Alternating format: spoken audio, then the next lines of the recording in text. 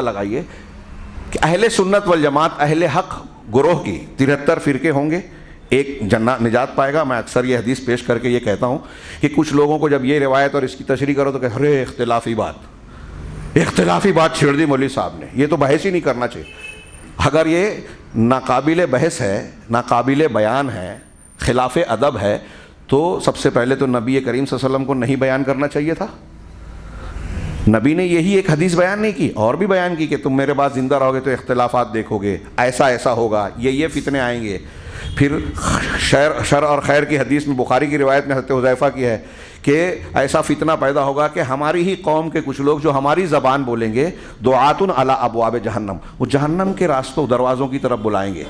لمبی داڑھی لمبا کرتا، ہماری زبان بولیں گے، قرآن حدیث کا حوالہ دیں گے، لیکن جہنم کی طرف بلائیں گے۔ چھوٹی بات نہیں ہے، یہ معمولی بات نہیں ہے۔ استقامت کے باب میں یہ چیز اچھی طرح سمجھیں۔ آج دنیا میں، عالم اسلام میں بہت سارے لوگ دین کے نام پر کام کر رہے ہیں، دین پسندی، اسلام پسندی کا دعویٰ کرتے ہیں۔ ہاں، آج پرانے جو گمراہ فرقے تھے ہی، نئے افکار کی روشنی میں بھی کہیں تکفیری گروہ تحریکیت کے نام پر پیدا ہو گئی، اسلام پسندی کے نام پر، اور وہ مسلمانوں کو کافر قرار دے رہی ہے۔ خارجیت اور جمہوریت کے نام پر مسلمانوں میں جو ہے نیرازیت اور فوضویت پھیلا رہی ہے، دین حق کی مخالفت کرتی ہے، اہل حق کی مخالفت کرتی ہے، اور اہل باطل جو قرآن نہیں مانتے، صحابہ کرام پر طعن و تشنیع اور لعنت ملامت کرتے ہیں، روافض کا ساتھ دیتے ہیں۔ میں ان سب چیزوں کو چھوٹی بات نہیں مانتا۔ ان چیزوں نے امت کا بیڑا غرق کر کے رکھا ہے، مسلمانوں کو انحطاط اور پستی کی انتہا کو پہنچا دیا کہ اہل حق کو کمزور کیا جاتا ہے، امر بالمعروف نہی عن المنکر کے کام کو ضرب لگائی جاتی ہے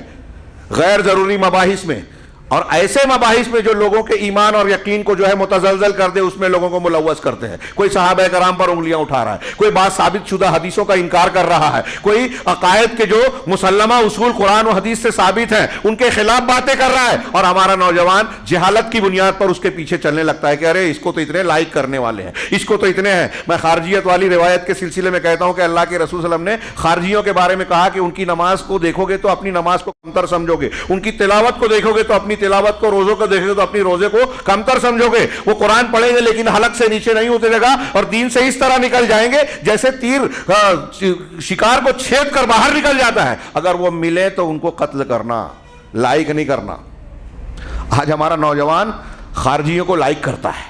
صحابہ کرام کو، جو آپ ان کے چینل پہ جائیں، یوٹیوب چینل اور جو ان کا چلتا ہے جو بھی سوشل میڈیا یا جو میڈیا، ہاں، اس پر آپ دیکھیں گے کہ صحابہ کرام کو برا بھلا کہنے والوں کے مسلمان لوگوں میں 7 لاکھ 8 لاکھ لائک کرنے والے ہیں۔ ہو سکتا ہے کہ انہوں نے اپنے لوگوں کو خود مشہور کرنے کے لیے بہت سارے لوگوں کو لائک کرنے کے لیے لگایا ہو، تاکہ